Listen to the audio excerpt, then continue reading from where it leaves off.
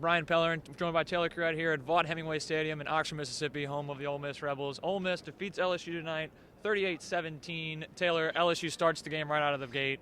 Penalties galore. They really started shooting themselves right in the foot as soon as it started. Well, yeah, the game, first possession offensive for LSU is a 55-yard run from Leonard Fournette. You think it's going to be a different start than the past 2 weeks. They're starting out hot. Pull it back. Holding on the Tigers.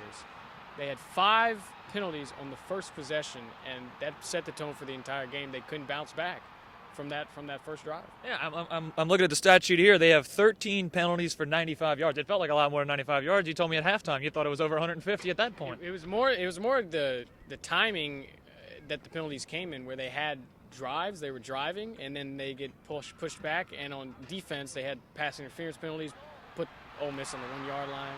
LeBron Treadwell scores, and it was 24-0 before you know it. Yeah, handful of them even talked about it, the way they couldn't really get on the same page all game. They seem to not be able to sync up. Honestly, I don't know. I know guys coming to the game focused. I know guys are out there playing their butts off. When we came out and the offense scored, and we had to get a stop on defense. I kind of look at that drive right there was like a do or die to me, because we had to get that stop, and we did. We're within a score, and you'd like to think the defense would respond and play well, but they didn't have that. That wasn't today. Whenever you start as hot as we did with 7 straight wins, you never expected it to go this way. We just got to keep our head up and keep fighting to the end of the season. That's it. Try to get this bitter taste out of them and get a W. The truth is the guys that I work with, coaches and players, they work hard. When you look really at the coaching staff, it's kind of their job to get it in place and in sync.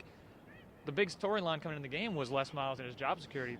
Players all say they hadn't heard anything about it all week. How much do you really buy that? And do you really think they had to have come out and played a little hard? It seemed like they were playing harder out here.